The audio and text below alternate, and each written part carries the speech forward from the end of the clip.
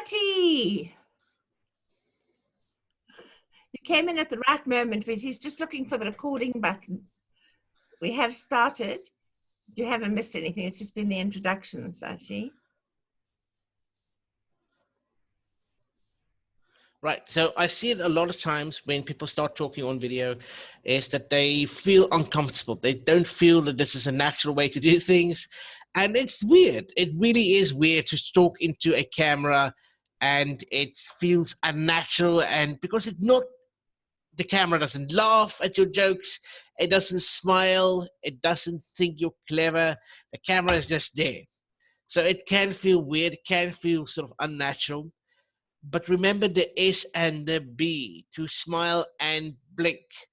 I see a lot of people they're so scared that they forget everything that we're going to say, and they clench up with fear, and they just lose all expression, all natural charisma just goes flying outside the window.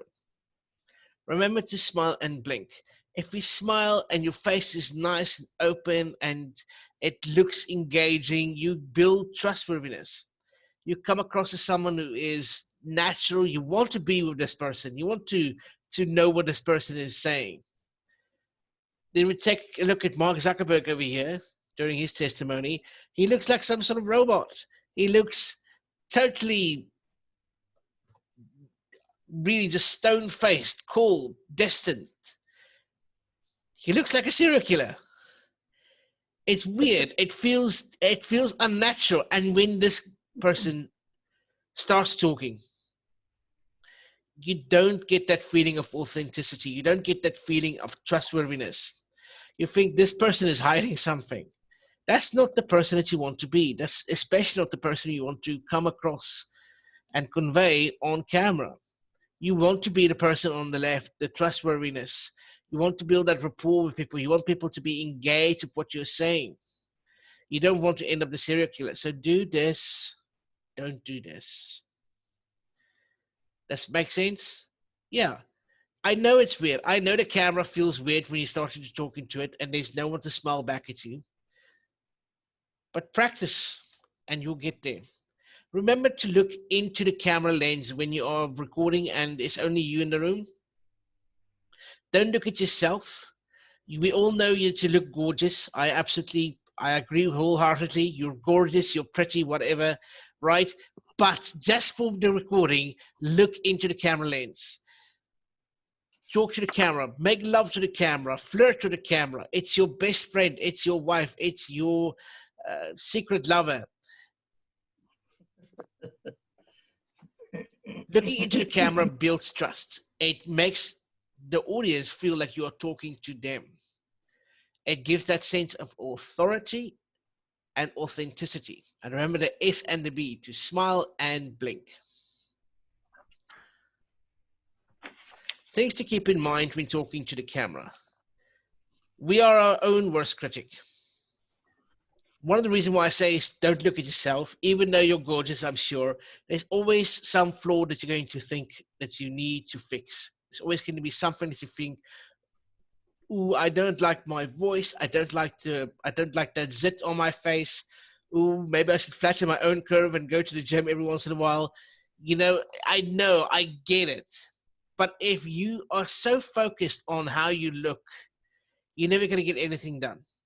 I'm not saying looks aren't important. Of course they are important. But to get started is even more important. Because getting started is already half the battle.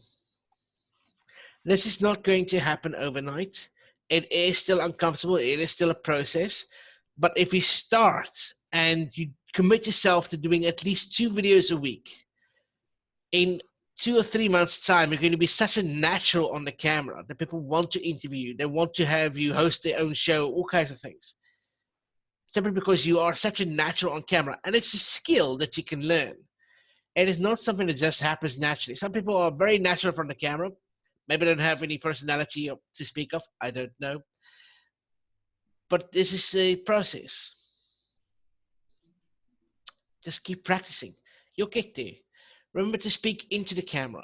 When you're recording videos, remember to look to your audience. And you're not speaking to a million billion people.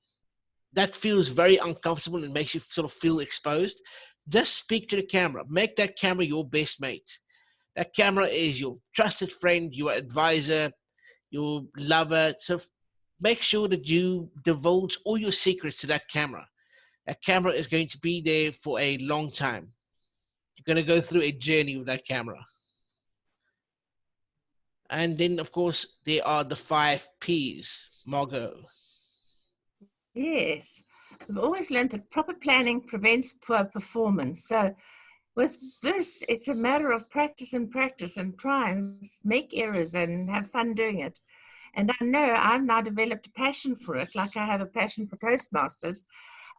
Passionate, I think, my 5 P's now are passionate preparation, is promoting far more powerful performances. So those 5 P's are becoming far more real in my life.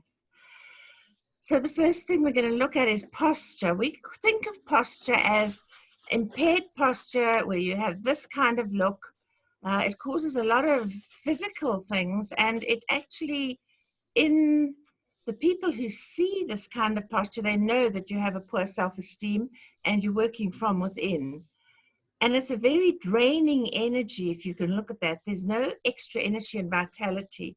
Whereas in this posture, the next picture, you will see how she's standing tall. She's taken her power back. And this is what we refer to as posture. But on video, there's another kind of posturing. It's where you posture, when you posture on video, it's how you show and how one presents oneself in front of a camera. So posturing is an attitude of confidence, and your attitude determines actually whether the audience buys into you or not. So I've often seen people arriving at Toastmasters meeting looking very, very casual, sometimes food stains on their clothes or wild hair and like they've just been for a run. And somehow it doesn't instill confidence in me when they walk in. So dress code for me is quite important. I mean, I've seen on video, it's funny how you notice everything, unpolished shoes, chipped nail polish, and you must remember that the audience notices everything. So sometimes a person loses contact with the audience in the first 10 seconds, because when you've lost your audience's confidence, they just tune out. And you've lost before you've opened your mouth. That's quite an interesting thing. So also if you're over bombastic or you come from a certain amount of confidence or you're overconfident, it can also cause a problem. The best is to be warm and natural. And remember, you're actually building your own brand. You're building for success. So you dress to look clean and professional. And at this stage, you really need to be able to impress the judges. So you stand still and, like Brandt says, flirt and love the camera. A few don'ts when you're waiting to go on. Don't fiddle. I've seen all these things happening. Don't fiddle. Don't stand and adjust your camera while you're waiting to start. Don't fiddle with your hair or your clothes. And for goodness sake, don't drink coffee at this stage if you're going to present to a company or to a contest. The other few things, be properly prepared. Have your mind standing tall, standing ready for the camera, so your mind is very calm. You breathe gently and deeply, and you smile authentically and blink, because like I said, you don't want to look like you're a frightened deer in front of lights, in front of a car lights. So you're going on camera, and this is an international speaking contest. I love some of the people just have such a totally professional attitude. They're totally prepared. Their hands are relaxed at their side. And they actually can see as they come into the camera and they're switched on by the Zoom master, they are entirely themselves and they have a powerful message. And when a person looks like that, you're ready to actually watch them. So posture powerfully for your message to have maximum impact, especially in a contest. So now we're going to do more of the technical things, and Brandt is going to go into the actual lighting that makes a huge difference. Thanks, Brandt. Absolutely. But also remember now that you need to know your audience before you even start speaking. Understand who your audience is, who you are speaking to, who is the people that you want to actually reach. So you need to look professional. In a Toastmaster situation, in a business situation, you need to dress for success, like Margot said. Don't fidget, don't scramble for notes, all kinds of things. But remember now, not everybody is the person that's going to speak to the CEO. This is vital information for context, absolutely. But remember now, not everybody is the Billy Silikane, that's the top professional speaker in South Africa, that speaks only to high-end corporates. So Billy needs to dress for success. He needs to be the authority in the room. He needs to look good because he's presenting to corporates. But not everybody is Billy Silikane. Some people have a massive following because of who they are. So for example, Gary Vaynerchuk. Anybody here know Gary Vaynerchuk? Just say hands up if you know. Okay, well, Gary V, as he likes to be called, speaks to entrepreneurs, especially startup entrepreneurs trying to build their business. So he's not speaking to the high-end corporate people. He just dresses like himself in very drab, plain gray colors. He's not the guy that's going to stand on a stage and speak to the high-end corporates of BMW and Mercedes-Benz and all kinds of things. He speaks to these high-end, he speaks to these high-level events aimed at younger entrepreneurs. So he dresses with that in mind. Then, of course, if he's speaking to children, that's a completely different dynamic that you need to assume. Because you need to dress bright colors, you need to have the smiling and the blinking and all kinds of things. So the Wiggles is an Australian pop group, I want to say, that does videos for children, and they do sing songs and all kinds of things. So I'm not sure what the South African equivalent would be. But you need to just know your audience, know who you are targeting, know who you want to speak to. So not everybody needs to dress like they are going to a funeral. Not everybody needs to dress like they are James Bond just coming from Casino Royale. But you don't want to dress like you are sloppy or just don't care about who you are talking to. For example, even when we talk about Gary Vee, his shirts never seem crinkled. He dresses nice. It may not be the flash of Billy Silikane or anybody really that speaks to high-end corporates, but he dresses appropriately and he dresses cleanly. You're not seeing all kinds of jewelry hanging from him and all kinds of things. It's really just really appropriate to who he's speaking to. So keep that in mind whenever you do camera work, whenever you do stage work, anything really. Remember who you're talking to. Some video tips. I'm not going to go into the high-end level 8K cameras and all kinds of things. Margot and I decided to make this as economic as possible. So the best camera is the one you probably already have on you, which is your smartphone. Just about everybody now has a smartphone, and you know what? Those things film already in a ridiculous resolution that's really crisp and clear. Some things to keep in mind is when you do videos, have some sort of stability when you prop your camera up.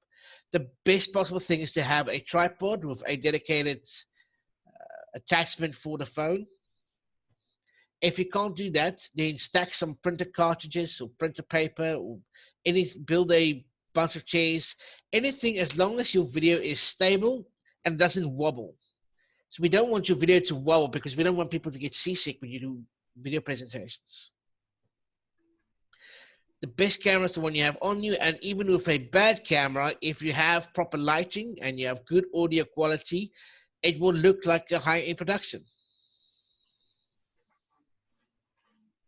Lighting is really very important.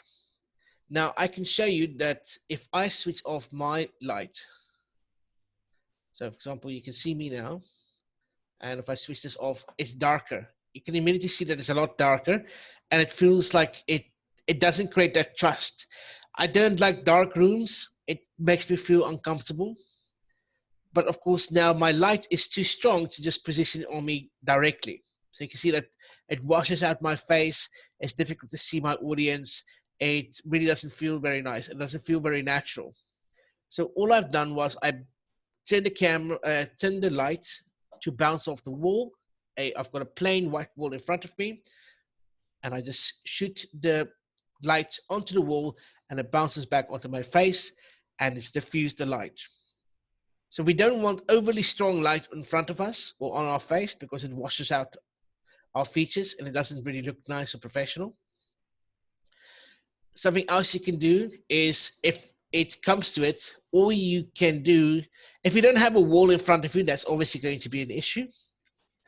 But all you can do is take a white piece of paper and attach it onto the light, and then you can take the light in front of you and it's diffused the light. So if you don't have a big wall in front of you, take a white paper, tape it on the light, and you've just diffused the light.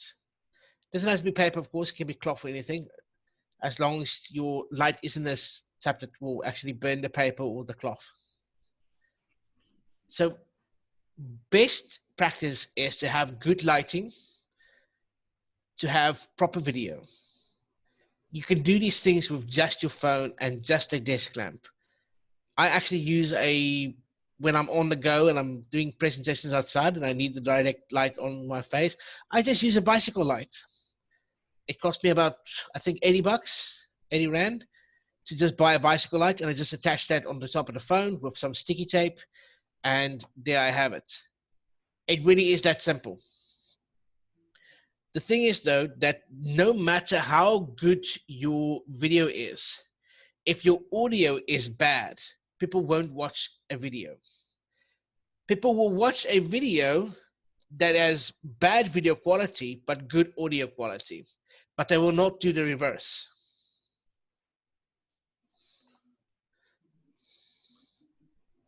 Now, I prefer to record my audio separately, always. Only for the fact that if the video fails, then I still have the audio. Then I can do anything with it. I can make that into a podcast. I can put in animations or pictures and just use the voice recording. Then I can still have something salvaged from whatever I was doing. Don't be too afraid to experiment with new things. But you don't need a high-end studio equipment that costs thousands and thousands and thousands of US dollars or Namibian dollars or US or whatever currency you're using, South African Rand. All you really need is a smartphone and a Bluetooth device.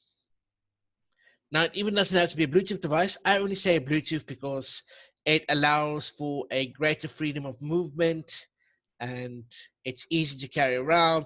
You don't have to go and struggle with wires or anything like that.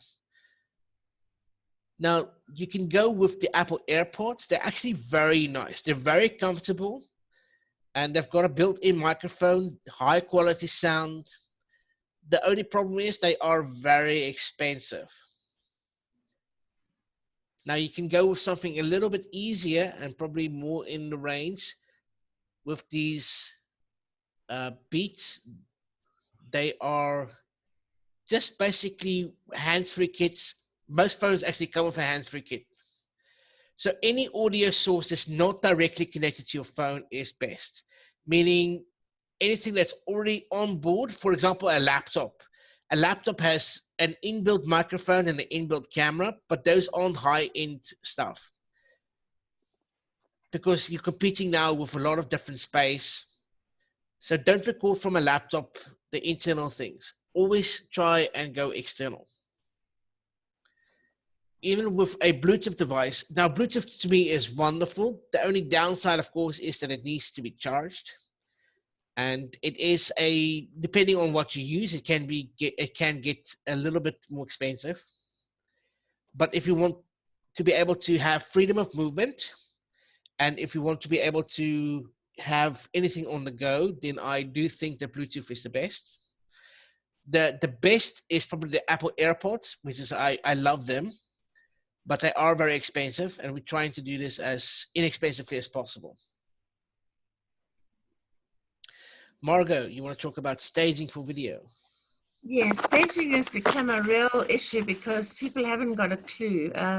It's exactly the same as it used to be when I did a lot of video work in my drama career as a lecturer for the Trinity College of London.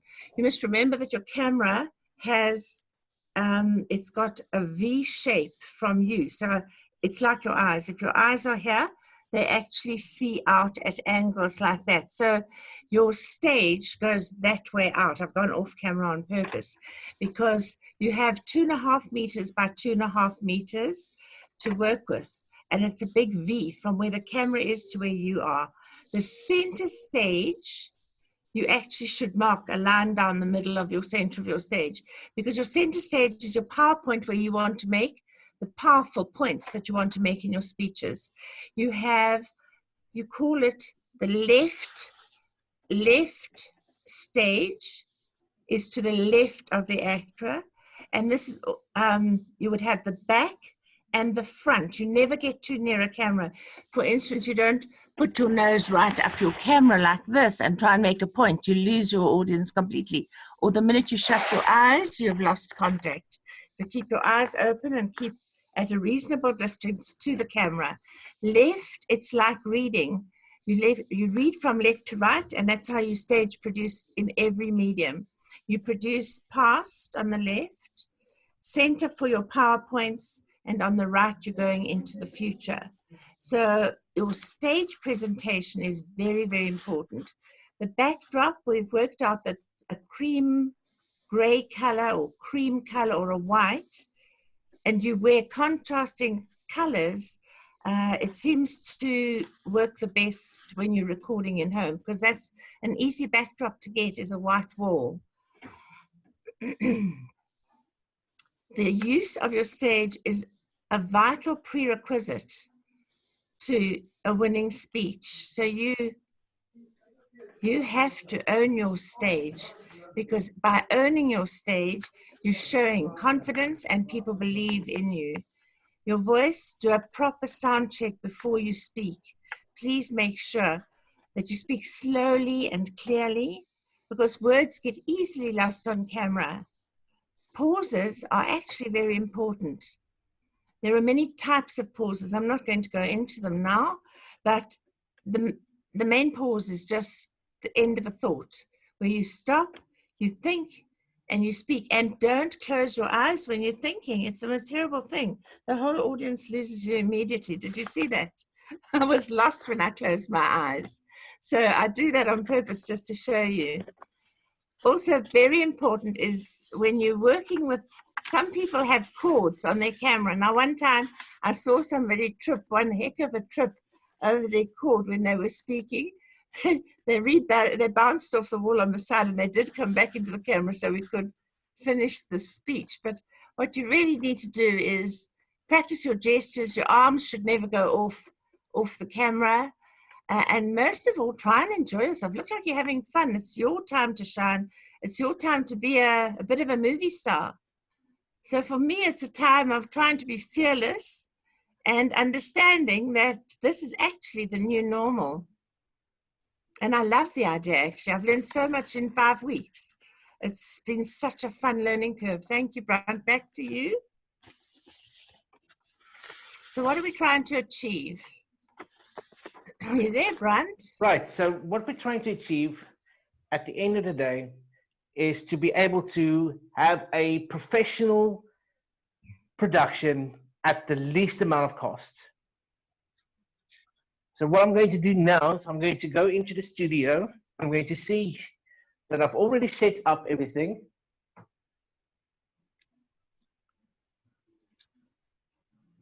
And I'm going to show you what you can do with just a simple tripod.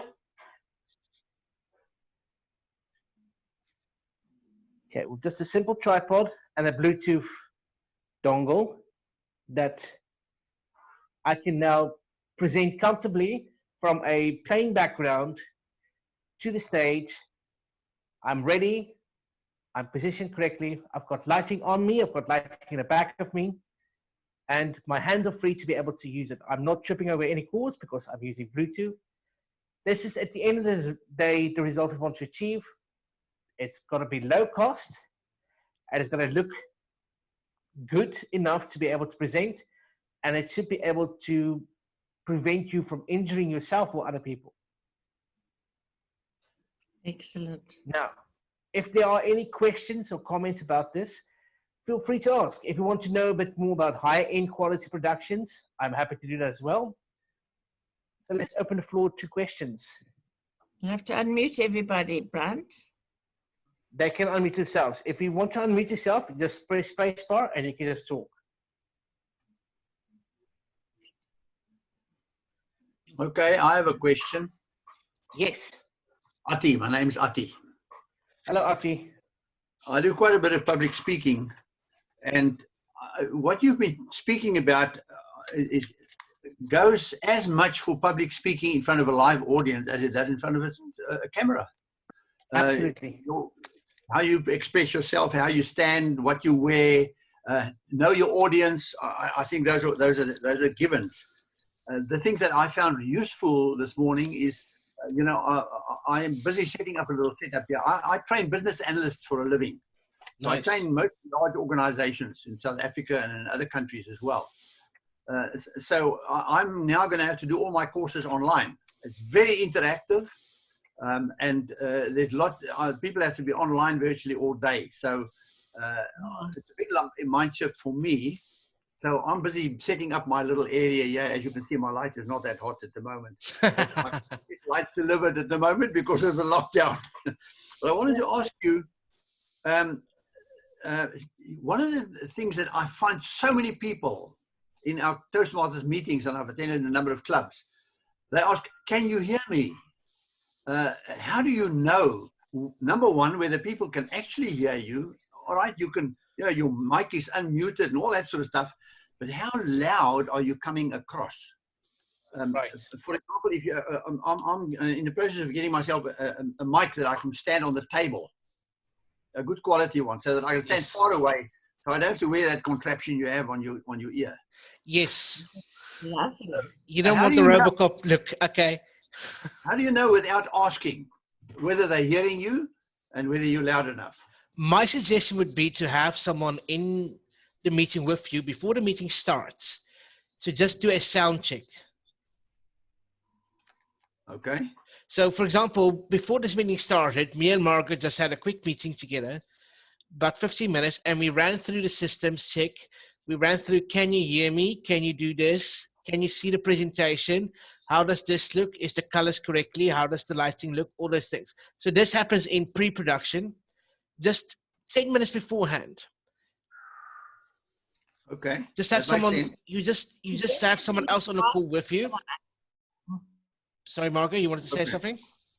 Yeah, actually, you definitely need to bounce off somebody. I found this morning bouncing off, this is my first time in this situation. I was on video a tremendous amount when I was young. I did a lot of TV work, and that's like 30, 40 years ago. So it was such a pleasure to have an IT specialist running through it with me and me running with him. For example, he's going to take you into, when he went into that office, he had his little Bluetooth microphone, and the Bluetooth microphone wasn't picking up the actual phone. So when he put it on in this situation, I couldn't hear him. So we had checked it before. We've actually checked, and we've done a pre-production check of everything, of what we were saying, of what the importance things were, and of what we're actually wanting the takeaway for you to be. Okay, that makes sense. I think that's a good thing to do. But if you're in a Toastmasters meeting, everybody's inclined to, when they start, are inclined to say, can you hear me? I think people are anxious. Can you hear me? Can you see me? Yoo-hoo, are you there? Let me tell you what I find very disconcerting. I do quite a lot of public speaking. And the thing that really gets to me, because I thrive on audience reactions. I ham it up. I always go over time with everything I do. And, you can see their little pictures, but you can't really see the expressions on their faces. So maybe I do something that I think is really hilarious, and there's no reaction. I can't hear any laughter. I find it very off-putting. I do the same. I tend to play off the audience's interaction quite a lot. The very first time my speech bombed was in front of the International University of Management with all these high-level educational institute people, And I thought I was being really clever, and I thought I was being really funny, and no one laughed. And I thought, it's like, I don't know what to do now. It's really shook my confidence. So I think the best thing is, even on Zoom, you just need to practice. You just need to speak to the lowest common denominator, really. That sounds bad. But just speak slowly, speak clearly, speak confidently, and just practice. Practice making love to your camera. It is weird. I don't mean that physically for anybody who just joined a meeting. I mean only in the sense that it is an inanimate object. So you need to get comfortable with talking to the camera. And you know what? If you're the only person laughing at your joke, that's okay too, right? At least somebody found it funny. Yeah, no, what I find is, and I'm experimenting, okay, but I find that if I tell what I believe to be a funny story, I tell it, I deliver it, and then I just have a very brief pause. Normally, you would pause because the audience is laughing, but you try and milk it a bit. You try and milk it a bit. And this is not a question, really. I do a lot of speech craft courses for companies, and one of the things, I believe with a speech, you have to be credible, and there are three things to being credible. Number one is your content. You must have something meaningful to say. Yes, absolutely. Number two is how you deliver your message by means of, number one, body language. And what you said earlier is important. You must be able to stand away from the camera, have enough camera space to use your gestures. But the one that I think is going to become very important is voice. Yes. Because people hear your voice more than anything else. And I do, in fact, Margot, I want to do it at the Belito Club. I've got a very good educational on voice. I make people sing a song and all sorts of things. But I think we need to become more aware of how we come across with our voice, and put more meaning into what we say with our voices. So because it is on camera, people tend to see you a lot closer than you were in a meeting. I'll get you now, Margot. I want to finish this thought quickly.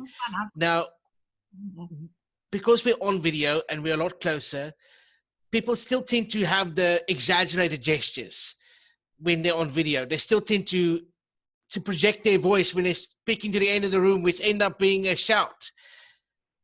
People need to get more comfortable speaking online, because right now you are in my ear. Or if I use the Bluetooth, right, that's even worse because there's no buffer. So when I take off the headset and I just put you in my ear and you start projecting your voice, and it's like, it's so sore. It's not what I want.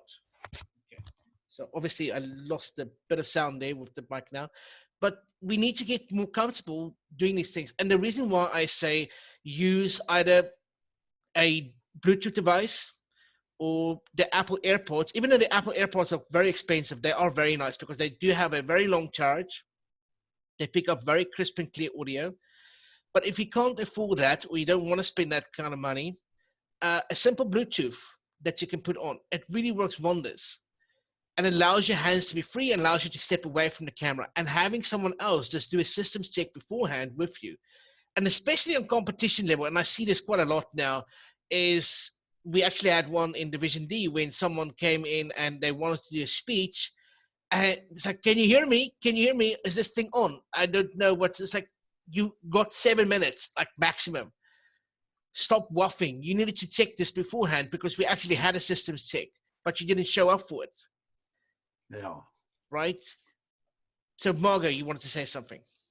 Yeah, actually, I wanted to answer you on the actual voice, because that's been my obviously training as speech and drama teacher, and working on radio and television and training people to do the same thing. The voice has the most incredible ability. I mean, if you think of a singer, the emotions that it can elicit from somebody. So it's very important to understand how to use your voice. Vocal variety, we have a big problem because a lot of people are speaking in a second language. Like I've got some Germans in my club, I've got some Italians, I've got people of all different languages all over South Africa. So we're trying to help them understand that each word has meaning and to start expressing that into their voice and into their face. So yes, Ati, your vocal variety and the training of voice has actually become more and more important as we go into this medium. So I agree with you totally. Yeah, because, you know, generally speaking, unless you have really good equipment, your voice comes across a bit tinny. That's the right word. Absolutely. So you can invest in higher quality audio productions. I've got a Scarlett Focusrite 2-in 2-out device, and that cost me about $4,300 Namibian dollars, South African rand, same thing. Just so that I can have better audio when I do online presentations. But when I'm out and about and I'm traveling and I need to do a video quickly, I use my Bluetooth, I use my tripod with the connection for the phone.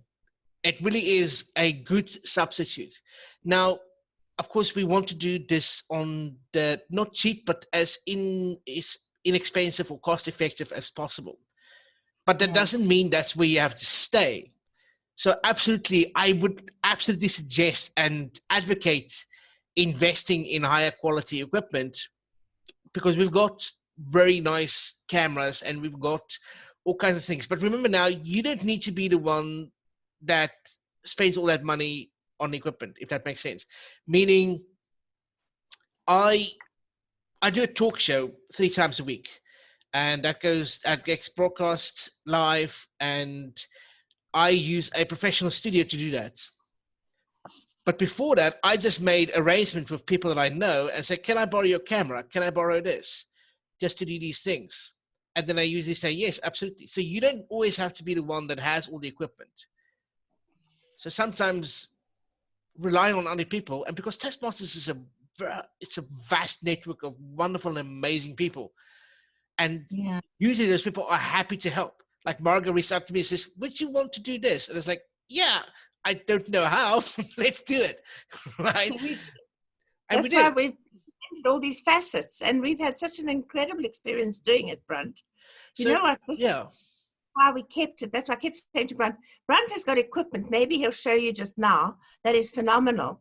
But what I said to him, Brandt, you have to stick to basic stuff, because most of people have never been on camera. Let's use what they've got. They've got good video cameras, on their cell phones, and all they need is a tripod and a good microphone. So if we can start with that, we're going to have much better productions in our clubs, and people are going to start coming across more powerfully, and then their messages will have more meaning. At the moment, the messages are being lost because we're so lost in this medium. I'm inclined to agree with you. Cameras have got far better, cell phones have got far better cameras than, for instance, a PC. However, I find that people sit with a cell phone in their hand, and in 1 minute you see the ceiling, and you're inclined to look up their nostrils. Because for some other reason, I've seen so many guys, politicians, over this past week on television, and they're being interviewed on Skype, and all you see is this, you're looking, the whole country is looking up their bloody nostrils. That's stupid. Sometimes in the problem with a cell phone, if you don't, as you said, if you don't have it in a nice stable position, then it's terrible. It makes you feel seasick because it wobbles. Like, don't know how to focus. So just going back to the presentation now, what we said way back in the beginning. So we've covered a tremendous amount, Brandt. We've covered all the basics. If you can take what we've given you and use it, you can create far more professional type of videos, and we can have speeches that are far more impactful because of the ability to use the technology more powerfully. And that's what we're aiming to do here. We're just trying to empower other people to know that this is the new normal. This is the new normal. We're not going to get away from it. That's why I've gone back to this media like a duck to water. I've embraced this as a future, and I know this is where our businesses are going. And if we want to survive, we're definitely going to have to be using this, which is really fun. Okay, thank you. Thanks. Is there anything else, Brandt? Seboniso Oh, or just hang on. Nikki wanted to say something. Hello, Nikki. Could you turn my, can I turn my video on as well? Yes, I can. Thank you. Hello, everybody. Thank you, Margot and Don, Margot and Brandt, for running this session. It really is awesome. One of the things that I would recommend to everybody is when you are communicating, there's a couple of things that you need to bear in mind. And the first is etiquette. And I've actually been out exercising this morning. So I am not yet out of my exercise gear. I have my Toastmasters t-shirt on. But one of the things, so really be very, very careful. And I've seen this an awful lot over the last couple of weeks. People sitting at their computers, eating, drinking, smoking, lounging around, and really not looking quite as professional as they would be, if they were at a business meeting or a Toastmasters meeting. So that's the first thing. The second thing is that, and this is critically important, we tend to look at our screen, right? So your screen is normally lower than your eyes, and most often your camera is either to the side, or if it's an external camera, or it's a little bit above your screen. So one of the critical things about communicating on video is, as you will well know, Margot and Brandt, is that you need to look into the camera, and it's not easy. It's not easy at all. And the tendency is for people to actually look down because they're looking at the person who is talking. And then when they respond, they're still looking down, or they're looking at their notes, which is one of the advantages, is you can utilize notes more efficiently. So I would really strongly recommend that when you try and look into your camera.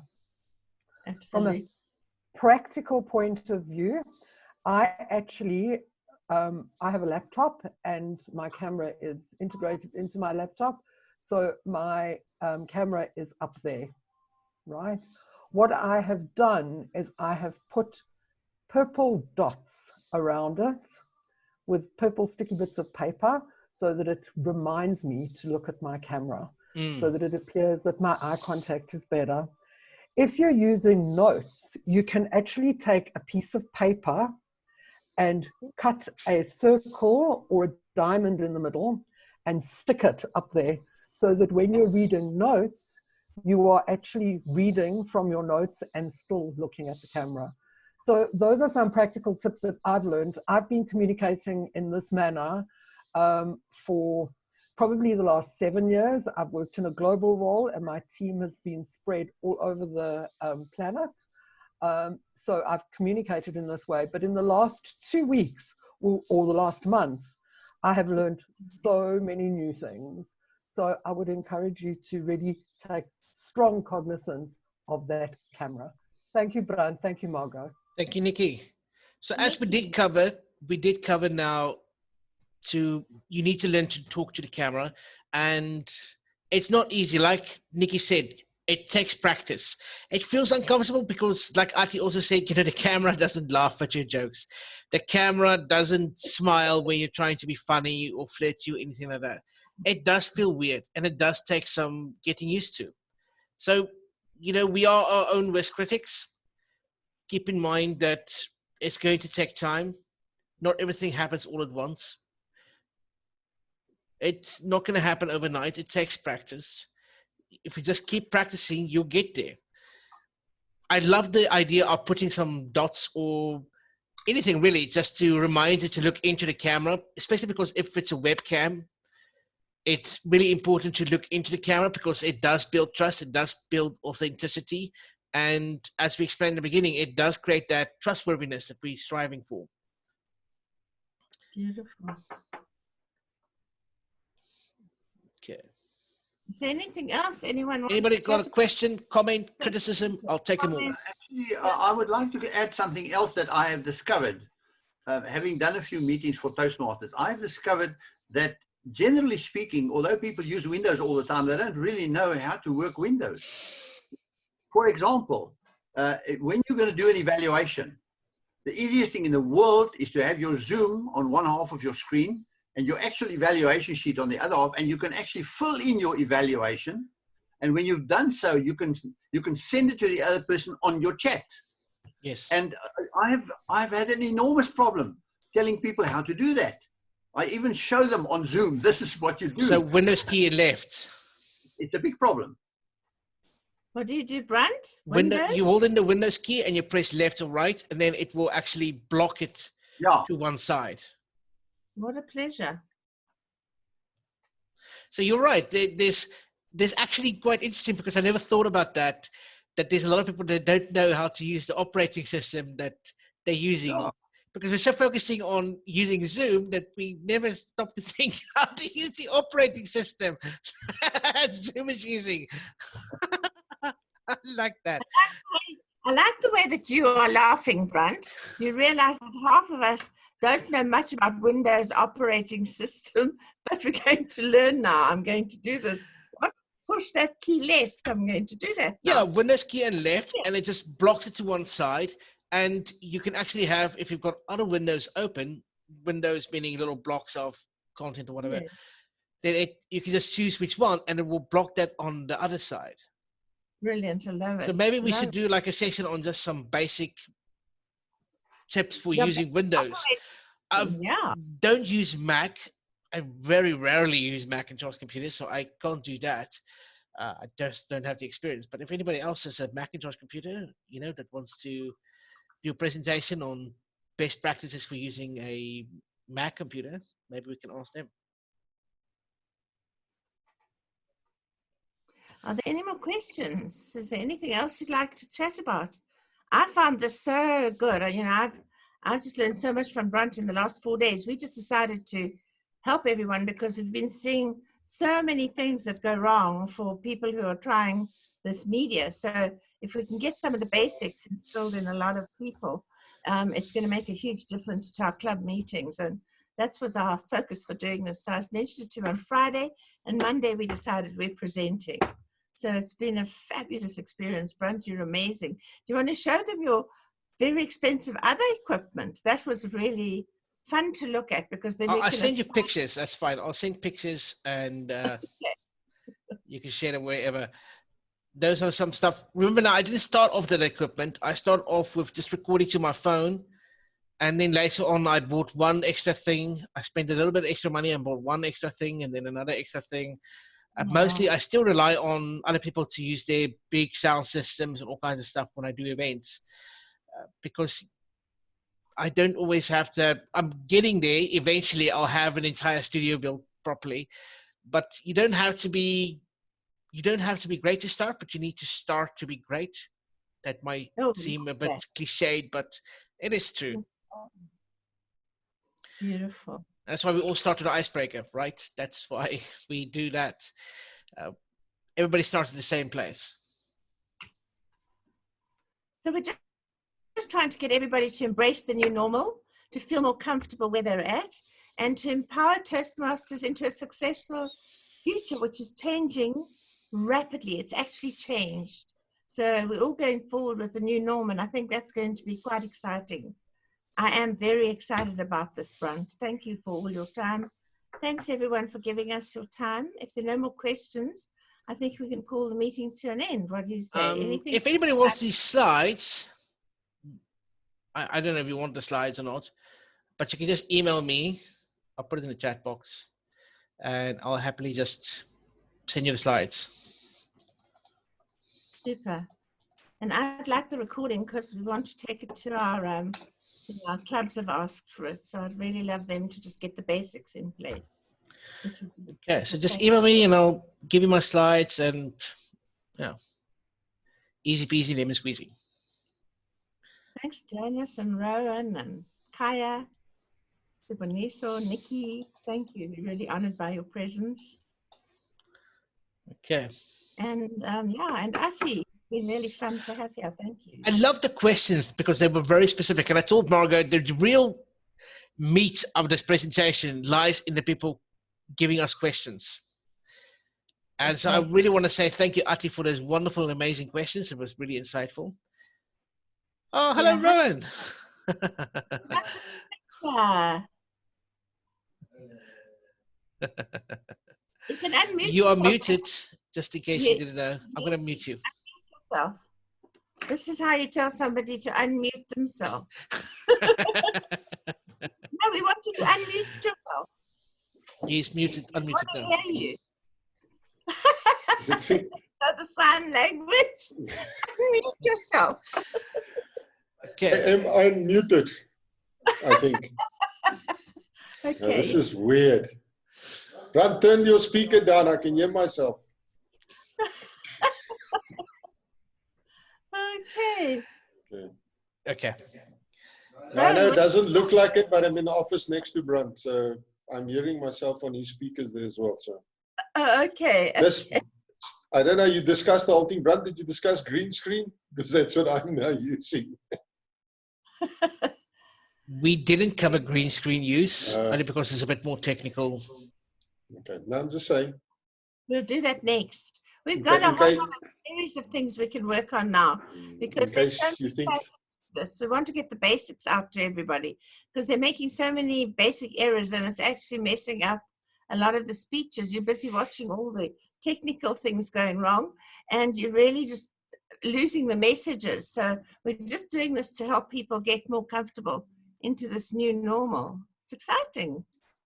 So I should actually have told you originally that I was sitting in the bush somewhere with my outdoor Wi-Fi. We actually know about, I must tell you what happens. I've got a problem. When I put a background on like that, I become the background. So I put a sea background on and I had all the sea on my face. Why did it do that, Brandt? Okay, so it's not just lighting. It's because that the camera can't distinguish you from your background. Yeah. So you need to have one solid colored background. Usually green is the best option because the camera actually sees the green sphere of color very easily. So having a plain background is going to do wonders. So just find a blank wall in the house and then try it again and you should be able to see that it works. Brilliant. Anybody else got a question? If you want to ask about green screening or video production or what I use to edit videos or audio, video syncing, I don't know, anything. I'm happy to answer any question that you have. No? Okay. All right. Well, if you think of something, my email is in the chat box. Email me for the slides. If you want the slides, email me for any questions you have, and I'll do my best to answer them. All right. This has been I wanted to say this has been a business unusual episode, but it hasn't. This has been a Toastmaster training session, and stay in touch and share what you know. That's how we grow. Thank you very much.